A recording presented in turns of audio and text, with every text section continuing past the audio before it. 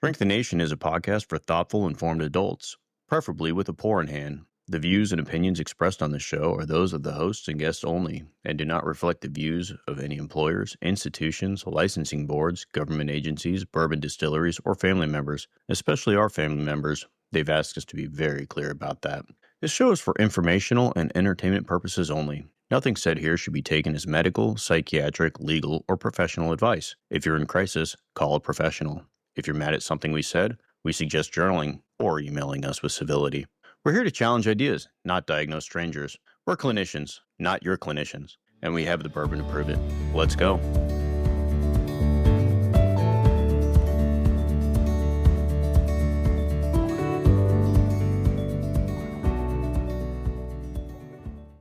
All right, welcome back to Shrink the Nation, everyone. Today, we've got a fascinating session lined up. We're putting Uncle Sam back on the couch and diving deep into the collective unconscious with a little help from Carl Jung. We've got Robbie here with his philosophical hat on, and we're even bringing a little Old Crow bourbon spirit into the mix, and it's going to help us loosen up those national neuroses. So settle in, because this is going to be one part history, one part psychology, and a dash of Old Crow humor. Let's go. Yeah, we're coming to you from an undisclosed alley behind a dumpster right now. This is the Old Crow show. We've been promising. I know. We were in an alley behind a dumpster with our Old Crow. I've got my cardboard box set up. Smashed down. Nice. They just give it to you when you purchase this stuff. They just give you a cardboard box. It's not even folded. It's just laid out. You just to sleep on later that night. Yeah. Yep. It's like buying moving boxes. Here you go. They sell it by the gallon. You can't even buy the stuff in a smaller bottle than a 1.75 liter. Now the tragedy is, and actually one of the things you got to overcome when you try Old Crow is the knowledge of how cheap it is. That sets some kind of cognitive bias. You buy an $80 bottle of bourbon, you've just blown $80, so you want it to be especially good. You buy a $5 bottle of bourbon, your brain tells you this is going to taste like gasoline. And they all kind of, the first sips almost always gasoline-ish. So it's just the nature of it while your taste buds acclimatize. But Old Crow has a fantastic history. It was the most popular bourbon in the United States from the 1830s all the way up to World War II. Favorite bourbon of President Grant, Mark Twain. That's pretty awesome. And Andrew Jackson. Supposedly, Dr. James Crow, creator, he was the one that brought a certain scientific chemist approach to making bourbon. And he was one that pioneered the concept of the sour mash, which is a little bit of the mash from the prior batch pulled forward to the new batch, which led to a certain consistency in bourbon that is one of the selling points on bourbon, that bourbons are going to taste like bourbon. Kind of like sourdough bread. A little bit of your starter is going to be involved over and over and over again. I think. I've never made sourdough. I believe you have, though. I've made a lot of sourdough. Yeah, it's addicting once you start doing it. So I'd say don't if you don't want to put on a belly. Unfortunately, for those of us who do want to try the Old Crow, it was purchased by Jim Beam in the 80s, and then they reformulated it to align with their mash bill. And so we've got a 75% corn, 13% rye, 12% malted barley. So it isn't made the way that Dr. Crow had originally made it. It isn't what great-great-great-great-grandpappy was enjoying. But, which is a shame. So it's a shame because in that sour mash process, I like to imagine that there are a few molecules that are hundreds of years old that have been involved in this process for hundreds of years, and I am the first one to ingest.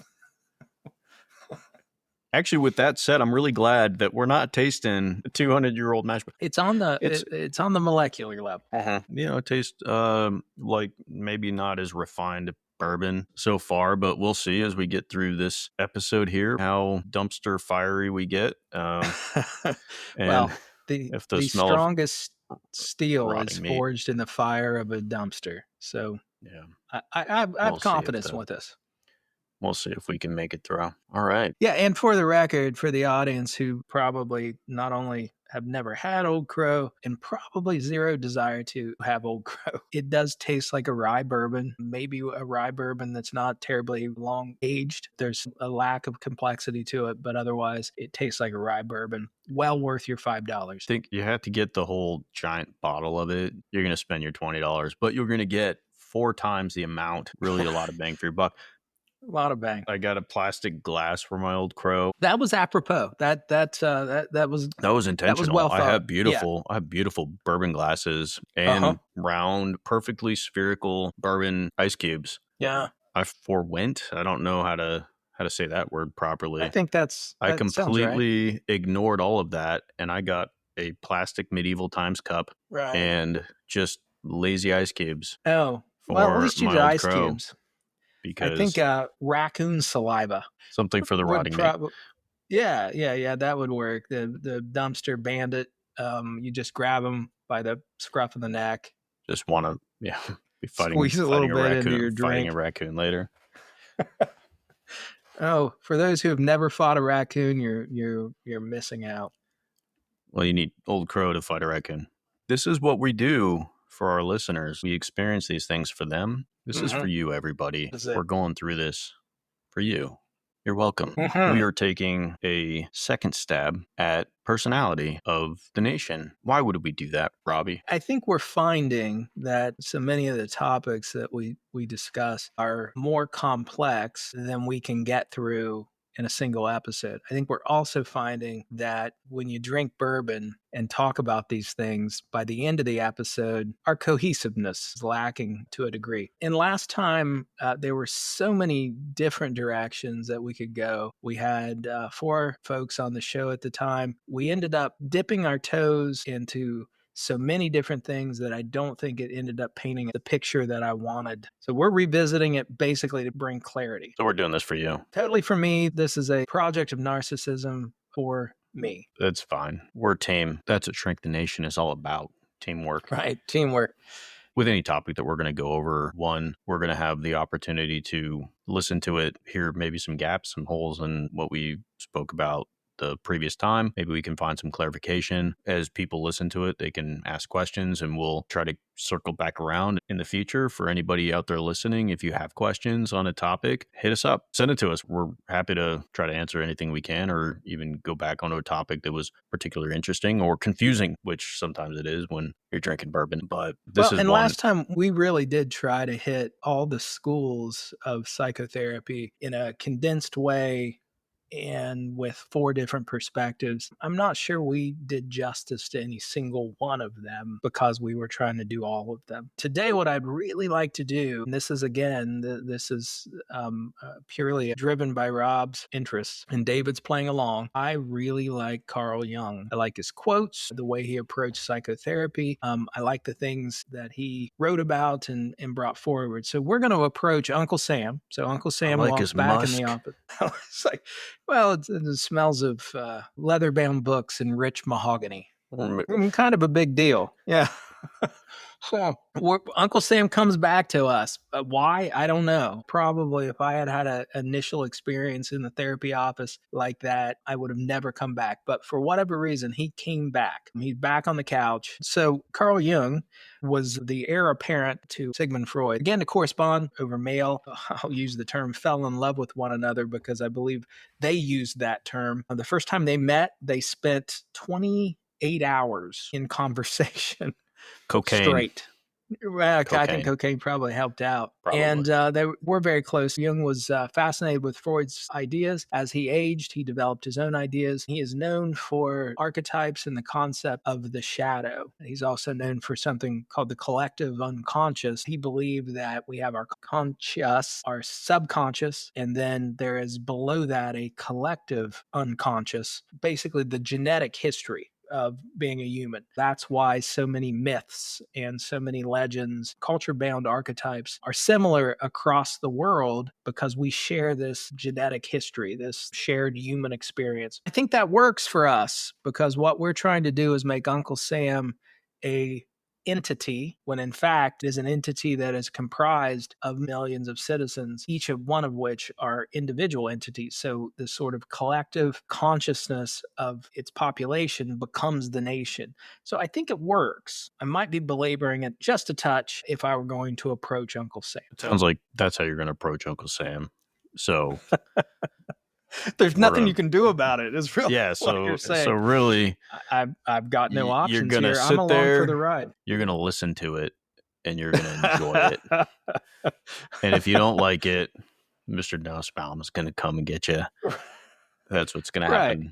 So the collective unconscious is like a bicycle shop, and no, it's not. It's not. At any rate, when we touched on a couple of these things last time, that the United States is living the hero archetype and the rebel archetype. Those are what we aspire to be, what we see ourselves as. But if you were to be in therapy with Carl Jung or someone who is a Jungian analyst, their goal is to identify the archetype that you're living and figure out which one you need to transition to in midlife to lead a full integrated life. For most Jungian analysts, the focus of therapy for them is midlife, transitioning from what they would consider childhood. And I know most of us wouldn't consider it because we are talking about people up into their middle 30s or beyond. The truth is, every adult is not an adult. Would you agree? Age doesn't make you an adult. No, God. Not at all. I don't know that there is an age. I know Jung didn't start doing therapy with people until they were like 35, 36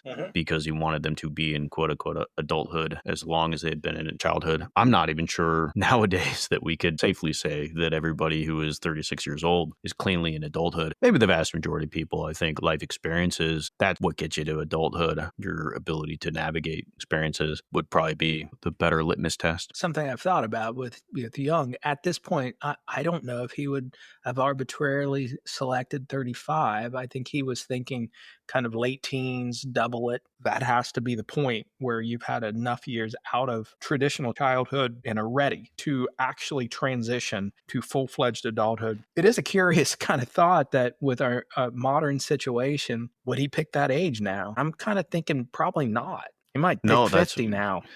You were certainly seeing a shift in people leaving their parental house. Weird anecdote the other day. 18-year-old cousin was in call it a fender bender, but he was basically ran into by a woman in her 40s. He called me up and said, I just got hit. What should I do? And I told him, get the insurance. That's all you should do, man. And she called her parents. Her parents showed up. She's 41 years old. Her parents showed up. How old were entirely they? her fault. Yeah. 70? Yeah, exactly. Yeah, they were. Yeah, they both showed up to help her through the minor traffic act. Nobody was injured, nothing. But yeah, the 18-year-old high school kid was otherwise fine. He just got the insurance card. He figured it out. 41-year-old woman, parents showed up. Good for him. And that's a positive experience because now he is going to have had an experience where he engaged with an adult that wasn't an adult. And that might help guide him.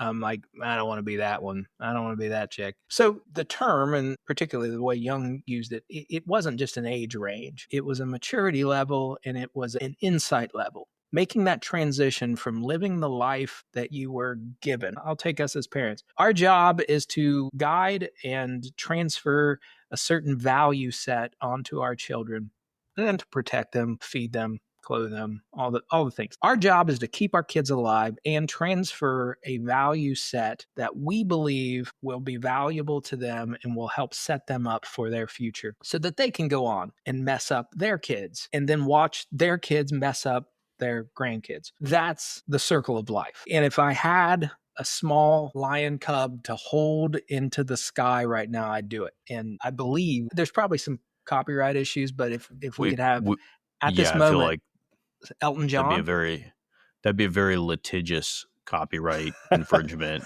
that we cannot afford to fight. Yeah, so Disney would crush us. No, don't even say it. We're not going down that road. All right. We would be crushed. Crushed. We were talking about a different movie. It wasn't even a movie we were talking about. Right. No, it was a dream. I had a dream about that. There you go. That transition is the life that you're given by your parents, who probably had reasonably good intentions, at least most parents. Now, their execution may be questionable, often is. Usually that's not malicious. It's an error of omission, not commission, but there are instances where it's the other way. Typically not. Yeah, I would say most people don't wake up in the morning, look in the mirror and say, I'm about to fuck up my kid's life. This is going to be great. I think most of us wake up. I do. I mean, most of us, but most of us wake up, we look in the mirror and we go, man, you're rocking this champ. Look at this guy. How does he do it? How does he do it so goddamn well? Right. And then we go and we fuck up our kids. And they flex a little. Right, show off. Well, you got to get your, you suck in your gut a little bit. You get the, you puff out the pecs a little bit. Yeah, right. You go or pop them, make them bounce a little. That's what most of us are doing. We're thinking we're really nailing this parent thing. We're doing. Right. That's what David does in the mornings. Actually, right before he brushes his teeth. Yeah, that's right. I'm killing it. Okay, exactly. You're right. Go get yourself Pop-Tart, kid. I'm nailing this. That's right. You're one lucky kid. tyke. Frosted toaster pastries. I'm not. See frosting on there? Right. It's because I love you. It's because I love you. Mm-hmm. That's a good call. So by omission, commission doesn't necessarily matter. We are given a life, and then we hit midlife, and the challenge for us is to make that transition from the life that you were given to the life that is more consistent with you, and that's hard. James Hollis was someone who I'm really fond of his writing, we'll say, but he says we're not here to fit in. We're not here to be well balanced or to provide exemplars for others. We are here to be eccentric, to be different, to perhaps even be a little strange, and to add our small piece to the mosaic of the collective. I love that because really childhood is about fitting in, being well balanced, whereas becoming who you truly are may be diverging from the herd, diverging from the norm. Now, of course, in the grand scheme, we're all part of the herd. So that's the focus of Jungian analysis. Now let's apply it to Uncle Sam. Just like that. All right. So I've got David at a disadvantage. He is definitely not a Jungian. Because you just spent all this time talking about the parental role that is played in that, and now we have a country that has started by kicking the parent to the curb. So which is fine if we're saying, hey, we have Uncle Sam. Now I'm really starting to wonder who the brother and or sister is, and the child, the niece or nephew that is making Uncle Sam the uncle. But I digress. So the beginning of our story for this country is at the point where our country becomes Uncle Sam by kicking the parent Britain out and saying, I'm going to do my own thing. I'm going to exist on my own, and really struggled, had a rough go of things, and had a civil war for about the first 90 years. I think that's right. 7 years ago. There you go. I don't know the official math on the official math on it, but there we 87. Go. Okay. 87 years. You have the Civil War. After that, World War II, and surprisingly in this role of being the hero archetype, as you've said, I haven't said it once, but there's one. I think David's counting how many times I say archetype, so now I'm very self-conscious about it. You should be, because I will delete those. And begrudgingly so, actually. It wasn't that Uncle Sam wanted to be the hero. Uncle Sam got dragged into it and then loved it. It very, very well with it until there were no more battles to be fought. It really was the hero until we have now. And now that Uncle Sam has aged out a bit, has been the hero for so long, that Uncle Sam is starting to have a lot of resentment towards those that need the hero, and is now saying, I don't know if I want to be your hero. I just don't want to keep doing hero things. I want you to not need me so much. So cut the shit. Yeah. We were born through an act of rebellion, which channels the rebel archetype. Tally it down. Well, we weren't born there. We were already born. Well, we came into our late youth. We were 18 years old at that moment. That's the moment we left the house, we'll say. And it was in rebellion. Our independence was we got our independence. I mean, that's literally what we did, right? We did. We declared it. We declared our independence. We hold these truths to be self-evident. So we declared our independence. That's the equivalent of being an 18-year-old. It was through rebellion, which makes it incredibly apropos that there is an archetype called the rebel. And the rebel is going to fight against the establishment. It is going to say, I'm right, at a time in which no one else agrees. No one else agrees. And they're going to hold tight to that idea that they're right. And rather than giving it up, they're going to double down on it. And that was one of the strengths of our early portion of our nation, is that we doubled down on the idea of democracy. We doubled down on the idea that our Constitution meant something and it was important. And certainly we struggled, but the way we managed that, because being democratic was rebellion at that time. All the ideals that right now we hold dear, or at least we say we hold dear, at that time it was a rebellious thought to the will of the people, the power of the vote, the will of the majority with protection of the minority. Little L, liberal democracy, in which we respected all thoughts. Everyone was allowed to say what they believed. That was a rebellious belief structure at that time. And what helped us through that early period, we just kept doubling down on it, because that was the act of rebellion. We were channeling the archetype of the rebel. What do you think it says that a creepy French guy that didn't get along with our parents is who helped liberate us from them? That is the equivalent of Mr. Nussbaum at the bicycle shop. He slipped his way in. The creepy French dude. It is interesting, but it's kind of obvious. I mean, the interest of that individual had less to do with helping us and more to do with poking a finger into a peer's eye. But there we go. Worked out for us. It did. I don't know. I'm actually struggling. What was his name? Help me. I'm not a historian, everybody. Lafayette. David, help me. Lafayette, we are here. Yes. So I don't know what happened to him. He was probably killed in the French Revolution. He died in 1834. He died peacefully at the age of 76 at his estate in France. In France, he helped overthrow King Charles X and helped bring Louis Philippe to the throne as a constitutional monarch. He helped the French Revolution. He died peacefully. We were helped by a French guy who was poking a finger. We had the creepy French guy who was poking a finger in a peer. Peer's eye, in his eye, not just in a peer, because that'd be creepy. that would be Mr. Nussbaum. That would be Mr. Nussbaum. Son of a bitch. So lived the life of a rebel, trying to prove ourselves to a world that really didn't agree with us, or at least espoused a different perspective. Then over time, we ended up making this transition to a hero archetype. And the hero archetype started certainly in World War I, although I realize the fact that we won World War I after we joined makes us feel like we were a military powerhouse. As it turns out, we were not. We were ill-prepared, performed poorly, and that's not to disparage the soldiers and Marines that. Yeah, what are you doing, man? I know. All our World War I veterans are just that's true. Now. I don't want to disparage them, because they certainly gave their all. They did their jobs, but what are you giving participation trophy out now to the World War I veterans? Like, what's? Thanks for coming.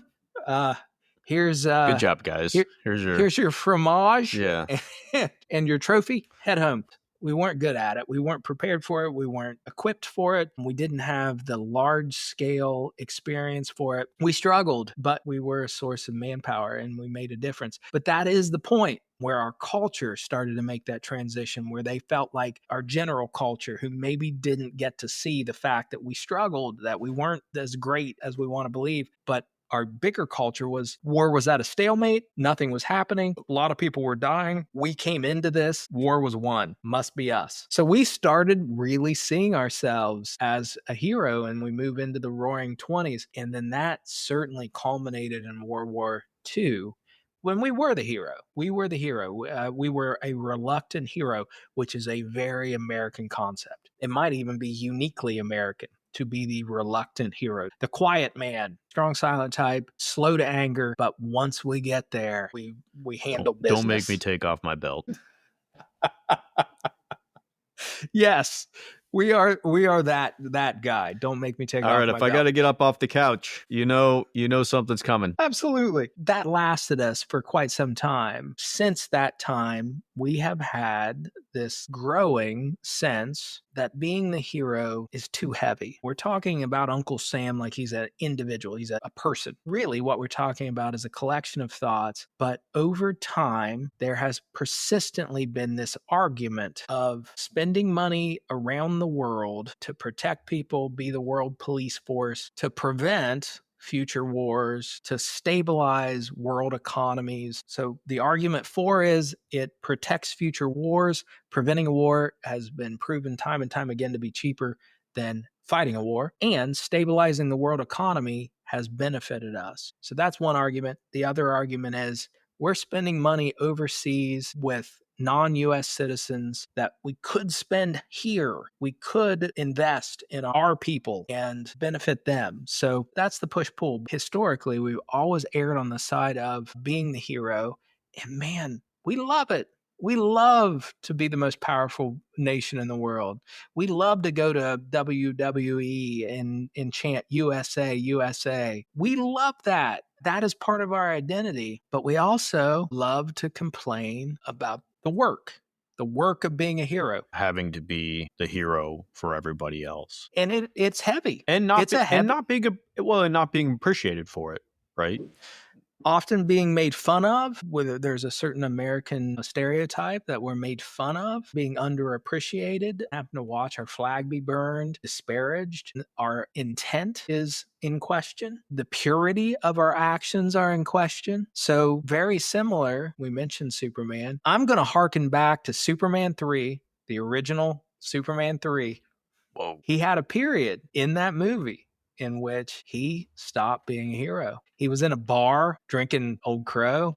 And I can't recall the exact plot line. Now I'm going to have to watch it. But something happened to him that he kind of became, even his outfit got dark, like dingy. Something happened to him. And then he was, I don't know, cured through the power of love, I'm sure. Spoilers, like man. Spoilers. Dude, if you haven't watched a 1980s movie at this point. Somebody could have been going to Blockbuster tonight to pick that up.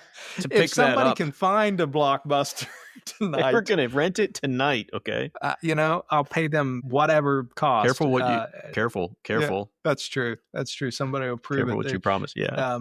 Hey, wasn't there like a actual Blockbuster still functioning in like Washington State someplace? There's like a documentary about it. Is there?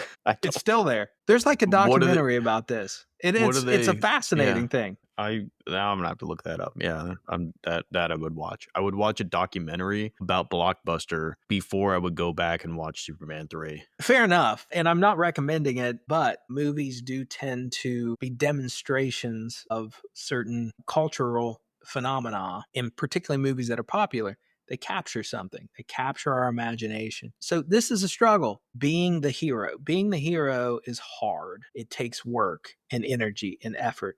And being the hero, you can't do it for applause. The moment you do it for applause, you're no longer the hero. You're something else. You're the actor. You're a different archetype. So it is tough. And here we sit in our middle life, loving to be the hero. We still want to be the rebel, actually. The problem is if you hold on to an archetype too long, you become a parody of yourself. Think Brett Favre, 2008. He was a parody. He became a joke. He's still kind of a joke now, but for different reasons. Allegedly, they were siphoning funds from state Medicaid to build a volleyball court for his daughter's team. Nobody got prosecuted from I'm aware. Yeah. I was meaning the text messages that he was sending. Oh, I don't even know about those. What text messages? There's a documentary on it. By all means, watch it. There's a Netflix documentary. What's it? Well, give me the thumbnail. No. Okay. He was texting pictures inappropriately to. Yeah. Oh, can you graphically describe these pictures for me in words appropriate to a podcast that is explicitly rated? Yeah, I mean, he was sending dick pics to a woman trying to entice her to reach out to him, and it unfortunately ruined. ruined her career. I'm Brett And Favre. well, yeah, kind of, yeah. And So, well, he was and married, that's and where we're he was at. married to his wife, who was had cancer at the time. Now, I don't know that he's ever admitted to doing it, but yeah, sad. Well, and that is the problem with being the hero, is that no one really is. So who was Uncle Sam Pe- sending dick pics to? Good Norway? Question. Oh, it's not my Maybe somebody could shoot us. Maybe somebody could. Fiji. There you go. Yeah, Uncle it's Sam. to Fiji. That could be a Facebook comment. Somebody can let us know who they think Uncle Sam is going to send dick pics to. There you go. So we've ranged far afield. Rebel, hero, and now we sit at a point where we really have to make some transitions. Those are youthful archetypes. We have to transition to the mentor and the wise man archetype. This is our challenge, that if we can't be the hero anymore, which I don't know if we can be. I know there's a big swath of the American people that don't want us to be. They get angry at it. I mean, we've just seen this. We've cut off U.S. aid. We're not engaged in the world. We want to isolate. We want to take care of America first. In fact, I think that's a slogan, America first. So you can't do that and still be the hero, but we certainly still want to be seen as the hero. We've got to make this transition. We've got to make the transition to a wise man, to a mentor. That's a hard thing. And if I had Uncle Sam on the couch, these would be the things I would be attempting to elucidate.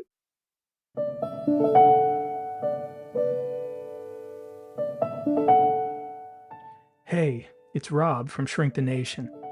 As my friend David so eloquently states at the beginning of the show, we are clinicians, but we're not your clinician. We love to joke around and dive into the tough topics, but there's something really important we need to say. If you're struggling with your mental health or facing substance use issues, we want you to know you're not alone. We have dedicated our professional careers to mental health, and we care deeply about it. It's okay to ask for help. Reaching out to a professional in your area could be the first step toward feeling better. Don't wait. There's support out there, and it works. Please take that first step. We want you to be well. Now let's get back to the show. Oh, and don't tell David I said he was eloquent. He'll be insufferable.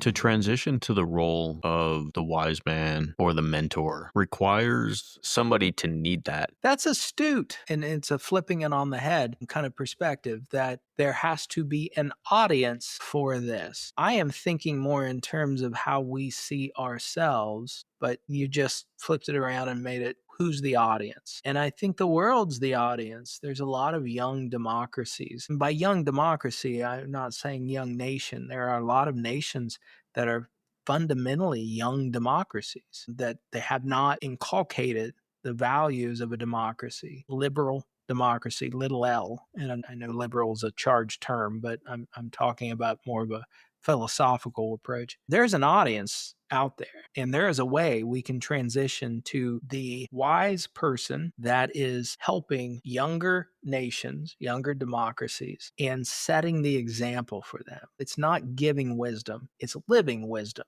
Think of the perfect grandfather or grandmother. Grandfather, because the term's wise man. Unfortunately, sadly for women, the term is crone, which sounds terrible, but it's same principle. It's just the wise man conveys a certain type of wisdom. The crone conveys a feminine sort of wisdom that's slightly different, equally important. Jung believed that male and female were equally important. He was not sexist in any way. But making that transition is living it, living democracy. And that is the hard thing, that there are some forces at play right now where we would, and no one says, I want to do away with democracy.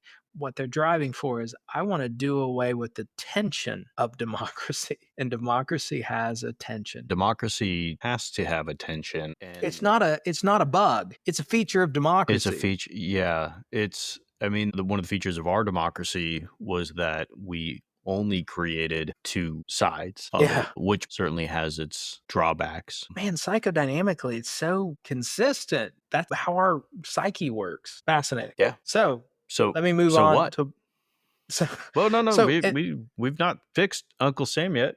No, Or at we the have very least, not. how does somebody who's listening to this take that and go, okay, I get it. There's the struggle. Now I understand. Mm-hmm. Because if I'm sitting at home or in my car or waking up behind a dumpster and this is playing, which may well happen since the Old Crow's not bad, is it? Now that you've worked your way through, now once you've worked your way through it, the Old Crow. That's the remarkable thing about alcohol, anyway, is that none of it's that great until that's true. Start with something good and then work your way down. Old Crow, perfect second drink. You get number. Yeah. If I'm listening to this and I'm trying to understand any of it and I'm struggling, but I want to get something out of it to say, okay, I feel better. Yeah. It doesn't matter what side of the aisle I lean toward. What's the crux from this? What can I glean from what we just talked about? Gosh, if this made people uncomfortable, the next concept of the shadow is going to make them super uncomfortable. And here's the thing, I want to know not what makes you uncomfortable, but how do I feel better is what you asked. I guess if I want to take this and say what Uncle Sam is going through right now. Yep. This conflict of I have been the hero and I'm torn between wanting to stay the hero and getting really tired of it. So I'm going to conflict. Yes. I understand where the conflict is. I'm going to use a quote from Jung. I know that to you answer do. your question. I want somebody who I know you understand the conflict. If somebody is listening to this, or pretend to for a podcast, I pretend to. Whether they're on, well, I pretend to most of the time, but whether they're on either side, right? The point is that it's gotten to this point naturally. Yeah. Let me just step back from a Jungian standpoint. And one of the things I love about Jung is that he never claimed his job was to make you feel better. In fact, there's a lovely quote from him. I am totally going to paraphrase this because it is super long. But he basically said, look, my job's not to make you feel better. My job is to get you to recognize what your responsibilities as an adult are and for you to embrace those. So what we're doing here, what we're talking about, if we're purely in a Jungian frame, is not making people feel better necessarily, but making them aware. And there is a quote, go ahead and drink. I am absolutely going to quote word for word. Until you make the unconscious conscious, it will direct your life and you will call it fate. That is a Carl Jung quote. It is Carl Jung at his core. I mean, it is quintessential Carl Jung. And that's the point here. I'm not saying there's a direct solution. I'm saying I don't want to imply that you and I or anybody is just going to resolve and make Uncle Sam, this non-existent being, better by discussing what's happened. What I want people to understand or hear is when we pull back that lens and they look at this state, this time period now, they say, look what's happening around us. Look at this environment. Look how polarized things are. Look at all the infighting. Look at all the bad feelings that's happening on both sides, to the point where we can't even post something on Facebook that is even just peripherally politically related. We don't talk about candidates. We don't talk about policy. We don't direct people to vote in any one direction. We do none of that. And yet, if you read the comments on our page, it's far right, it's far left, it's just all this infighting back and forth. Yeah. Somehow you put up the word nihilism in a picture and it's those fucking Dems will do anything. And those fucking MAGA clowns will do anything. Yeah. We're neither of these. We're talking about nihilism as a concept. The point is, if you pull back this lens and you look at it and you say, okay, what is happening right now and where Uncle Sam is actually kind of a normal progression. It's a normal evolution of the country from that perspective. We can do it Jungian. We can do it self-psychology. We can do it attachment. We could do it all these different ways. And we'll have a blast doing it. But however we go through it and we look at the history and we look at the progression, we end up here because this was how it was going to end up. Where we go from here is going to depend upon what you just said, the responsibility of the person on each individual that embodies Uncle Sam collectively. And they're understanding that just because somebody doesn't agree with me, I might be in the camp of I'm tired of being the hero, and that person might be in the camp of I still want to be the hero. Doesn't make us mortal enemies. It means that we have differing opinions. Our responsibility is to work through that and to become the wise man through that shared experience, that lived perspective. You can still be a hero without running around saving the world. You can be a wise man and a hero. Yeah. There are moments when the wise man becomes the hero, and there are plenty of movies that I could point to that demonstrated this. What we're shooting for here is nuance, and that's the difference between the warrior, who is young and full of vigor, willingness, and desire to fight and be revered and honored, to be applauded, and the wise man, who is in the background, who is willing to throw a punch if a punch is required. Just because you are wise doesn't mean you are a pacifist. That's what we're shooting for here, is just the nuance of it, understanding this dynamic. And also, fundamentally, wisdom means you don't have to be all one thing or anything else. It's not selecting one. It's channeling this wisdom, which is the power to know when. The serenity prayer, grant me the strength to accept the things I cannot accept and the wisdom to know the difference, or whatever it is. And that's it. That's the wisdom piece. That's what we're trying to accomplish. We want folks to just see the dynamic so that they can accept it as part of a predictable evolution, rather than want to strangle someone on Facebook over we should do this or we should do that. We should do something. I don't know. Be wise about it. Let's sit back and just think about it before we do. Thank you. That was and I love Facebook. Love all the Facebook users that post comments. They're great. I do enjoy the comments. I really do. We do a good job responding to them. Yeah, the collective conscious that is Shrink the Nation. The collective conscious. Yeah. Believe you me, if it was me responding as me to some of the comments. Yeah, you're not the wise man.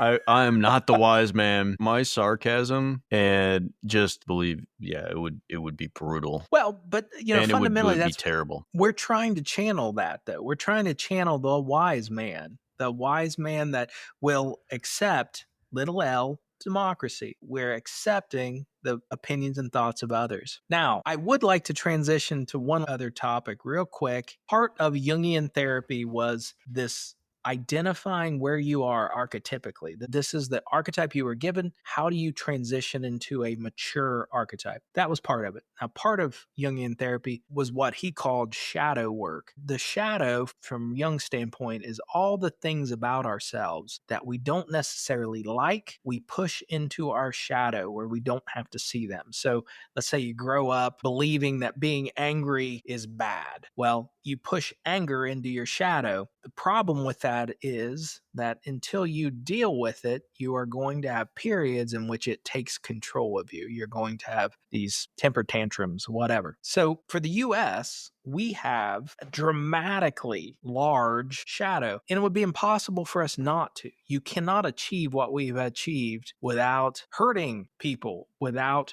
violating your own ethics and rules. It's just how it works. There's no alternative to this. So in our shadow, we are the nation of freedom and equality. What we are carrying is slavery, race inequality, sex inequality. Women have only been able to vote for 100 years at this point, and an economic inequality that is particularly salient right now. That right at this moment, the gap between our biggest earners and our lowest earners is as big as it has ever been in all of history. The American dream, the idea that America is the land of opportunity, is right now a dream. When you look at the statistics, it's not the success that people experience has less to do with this sort of randomness that your own personal wherewithal and power push you through. It has much more to do with where you start in the race. And those things are our shadow. We have to manage those. We have to deal with those. I have no doubt that anyone listening to this might be offended by what I just said. When I bring up, say, slavery, as if that is a thing that we still have to deal with. I get a lot of pushback from that. Deep emotional pushback. Hey, it's not my fault. I didn't do that. I never had a slave. I realize, and you didn't. What I'm referencing is, as a nation, we have not always lived up to our national goals, our identity as a nation. And this is true with humans. This is true with us as people, that you have this concept of yourself, what constitutes a good person, and then you have the reality of you. And integrating those two things, accepting your flaws, is an important component of growing up, of being an adult. Yeah, I actually completely agree. So you'll see this a lot with patients who really struggle with some internal conflict, where they'll say, I see myself as very highly ethical. I'll see myself as having a high moral compass, but I watch pornography, and that brings them a lot of shame, a lot of strife. Normally, the conversation I'll end up having to have with them is, if you setting your moral compass here at a certain point, but you're finding that it's actually here in your actions, then, well, maybe the issue is that that's where your moral compass really is. That's where you exist. It's not that there's really something wrong with you. You're just trying to live up to an expectation that's just not where you are. Well, and that's the midlife thing, is that moral compass, or that level that they've set the bar, it's not their level. It's their mom's level or their dad's level. It's their parents' level. What they're living is their level. Now, once you accept where my level is, you can have the debate. Is this high enough for me? Am I living below my standard? But where that tension is between what was given and what you're living. The reality of your life is what your authentic self is. And that's the struggle that people have. And ultimately, I think that's the struggle that we have. Have we lived up to the standard that we were given in the Constitution? Not always. Do we need to take that personally? No. We had some really high standards as parents. You know, the founding fathers had the luxury of writing perfection and then dying, so that we can't really compare and contrast. We can't say, look, John Adams, you were the mass streaker that ran around Massachusetts. We didn't know this. You kept it hidden from us, or whatever. I mean, these weren't perfect individuals. We're going to get sued for that too. I'm sure we're going to get sued for that. To the estate of John Adams, my deepest humble apology for besmirching the memory of, although I'm pretty sure he was the Massachusetts streaker of 1792. They didn't live up to this. I mean, we can look at their individual lives and we know they didn't live up to it. They had the benefit of putting perfection on paper. And what we write, like what you put up on your dream board versus what you live, is different. And part of middle life is reconciling that and accepting yourself, what your authentic self is. And that's the struggle where we're at right now. Accepting ourselves, accepting our imperfections, not hiding from them, not running from them, not wanting to just basically delete them from the history books, but accepting them. That this is the path we've taken to get to where we're at. We like where we're at. We don't feel good about the people we stepped on to get there. Yes, I agree. Yes. Yes, I agree. It's so accepting. Yeah, I think accepting the flaws of the past, understanding that you make mistakes, but running from them or pretending like they didn't happen, or living in shame, saying, well, it didn't exist, or constantly living in fear that it's going to come out. We're currently living like an Instagram filtered feed. The photos that we're posting are heavily filtered, and we have prettier skin. We have bigger breasts. We have less wrinkles than we truly have. Well, we're trying to. I think that's maybe the issue, is that we think we are, but we're not. Maybe that's the issue, is that what we're hoping that we are doing is that, and the reality is that all the unfiltered pictures are still there, and we're trying to. And people see us in real life. And people see it. Yeah, and people see us. Exactly. Uncle Sam, what are we going to do with you? Bless his heart. He doesn't want to accept his wrinkles. He doesn't want to accept that he can't run a 12-minute 2-mile anymore. Oh, wait, that's me. All the things. all the things that we struggle with as we age, and we just have to accept and then recompile our self-image. That you can't maintain the same self-image throughout the course of your lifespan. You have to recompile it. You have to reconcile it. All of our tens of listeners can identify with posting a heavily filtered photo that, they get in a separate app and they make it a little more blurry, and they go in and fix their flaws, and they make their waist a little smaller, and they make whatever a little bigger, whatever you prioritize. I'm starting to not relate with that at all. What are you talking about? Oh, you've not played that around explains your Insta. That explains your Insta now. Well, it explains why I don't have an Insta, but that's why your breasts look so good on your Instagram. Right. I've got some pretty amazing ones on my pictures, but in reality, not so much so. Saggy would be how I would, They're it's just hard not to nice in real life. Just not in real life. It's hard to have been around since the Civil War, and that's true. Yeah. Yeah. Since those Salem witch trials. Right. The skin's not quite as elastic as it once was. It's taut. But I think folks who would listen in can identify, or if they're not doing it, they are laughing at other people who are posting these photos. They just saw them at the grocery store, and then they get on Facebook or Instagram or whatever and see these photos that are heavily altered. That's not real. And no one accepts it as real, but the person, it makes them feel better. That's what we have to struggle with. We have to stop being a filtered nation and become one that's real, that's authentic. And the authentic truth is we are built on an amazing set of concepts. We have accomplished amazing things. In doing so, we have wronged a good number of people. We've not always lived up to the concept that all men and women are created equal, that the American dream is only available to a certain percentage. We have to accept that. And then we can actually start working on, well, how do we live up to what our true authentic self is? Until we accept that, we can't even begin to live up to it. We're going to keep posting filtered photos. I got no argument there. You're absolutely right. So the shadow is kind of like smelling the hint of something in your basement and not taking the time to go find it. The next thing you know, you've got a full-blown crisis in your house because there is a rotting raccoon corpse in your basement that you just didn't go look for when you had the chance. And that's what we have to avoid. We can't have a rotting corpse of a raccoon in our basement. We got to go find that. We got to go find it. We got to get rid of it. We got to accept the fact I've got to go down there with a snow shovel and shovel this corpse, bag, into a plastic bag, into a Walmart in a bag, trash bag, Walmart bag. How big is this raccoon? It's not very big. Yeah, everyone's got a million of those around their house. We've got to shovel this corpse into our Walmart bag. Raccoon and until corpse. We do that, we're gonna just have to live with the stench, and it ain't getting better. It's gonna get worse. That was a morbid, visceral. It was visceral. Yeah, that was. Yeah, that was.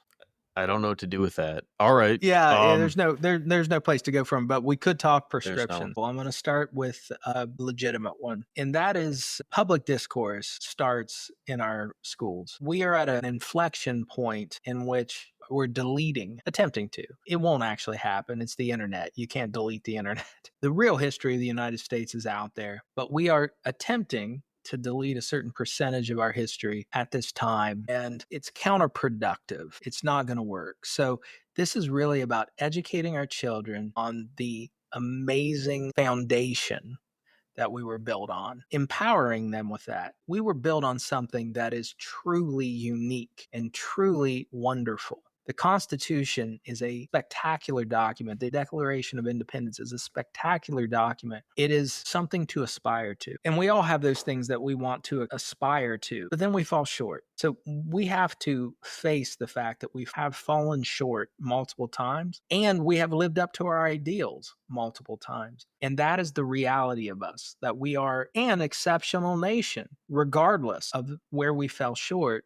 And until you see where you fell short, you can't prevent yourself from falling short in the future. That's the real prescription. This is educating our children on the reality of our history. Absurd one is that we are no longer allowed to post any filtered photos of ourselves on Instagram. None. Someone has to go into our phone, delete the filter apps, and only the Instagram. The raw, well, maybe we should just delete Instagram. That's but just only the raw, Instagram. Unfiltered photo gets to go on the web. Just got rid of the internet. That's no filters. No How filters. could we possibly stand to look at our lives if there's no filters?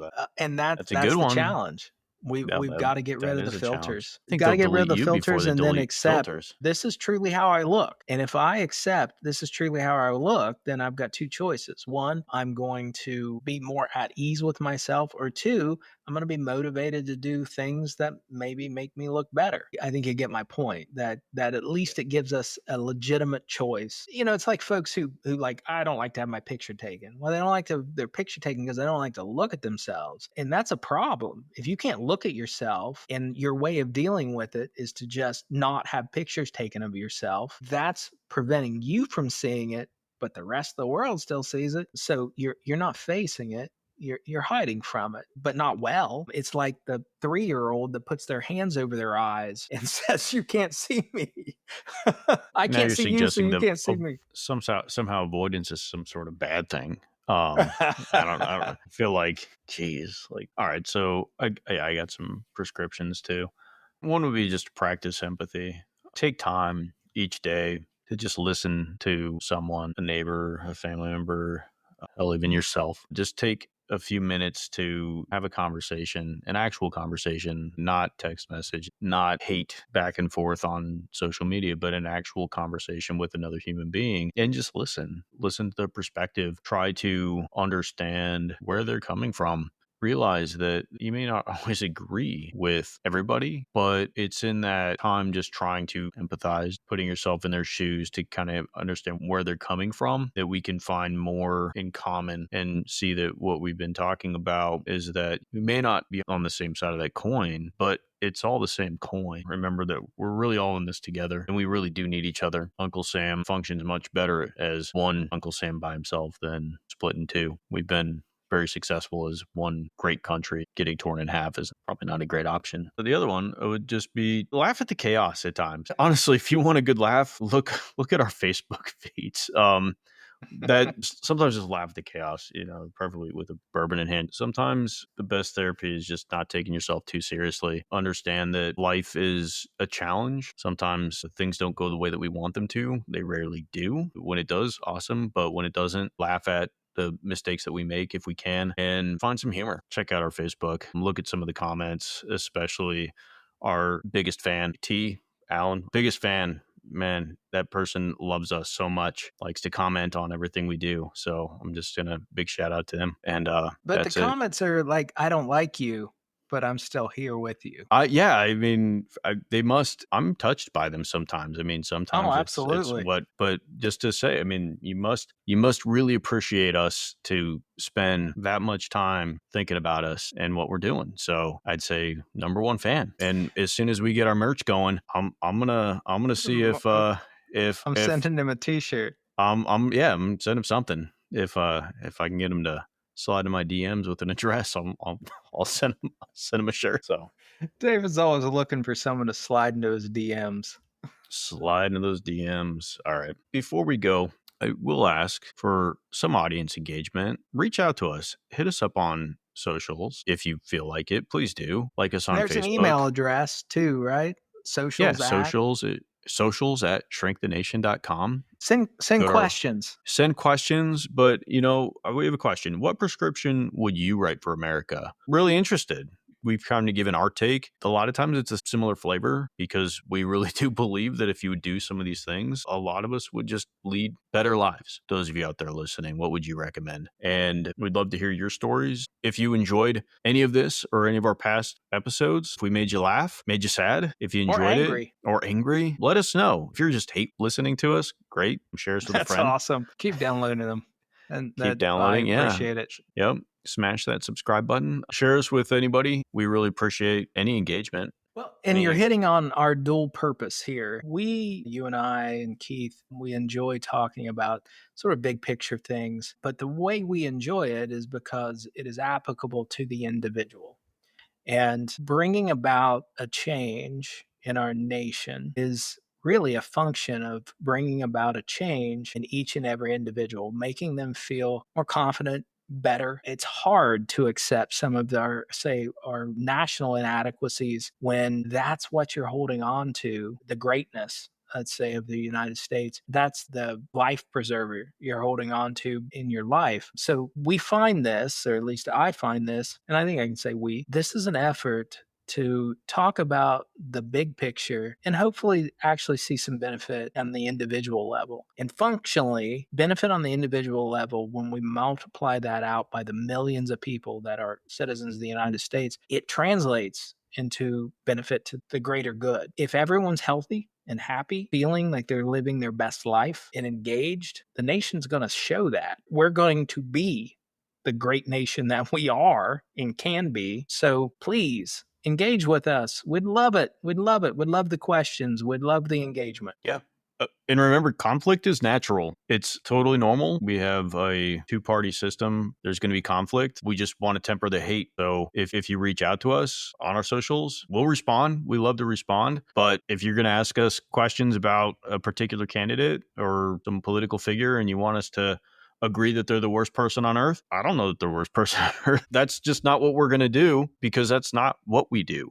What we're here for is what we just did. We're going to go through the psychology of this mess that is this amazing, wonderful, glorious country, clusterfuck, glorious clusterfuck of a nation of ours. That's what it is. It is a mess, but it is wonderful. It's a wonderful mess. We both love it so much. I Deeply. mean, we've dedicated our lives, our professional adult lives, to serving our country for a reason. We absolutely love it. We're doing this because we love it. And that's, if you have questions about that, I'm sorry, I can't explain that any better. Might be an episode for the future, though. Yeah, it could. But we will. Please share, rate, comment. That's valuable to us, and that, I guess, it's a selfish request, but ultimately we would really enjoy that engagement. And we're working on merch. So we are working on merch. Really excited for the merch. I can't wait to get my hands on the merch. Even if nobody else ever gets their hands on any merch, I'm super excited to get. I'll wear the sweatshirt with pride. Whiskey glasses, sweatshirts. I will stretch out that baby onesie and wear it like a bib. I don't know how it'll fit, but really excited for the merch. So thank you for sticking around with us to this point. Look for the next episode to come up, and we'll see you next time. Hit that music. Hit it. We're out. All right.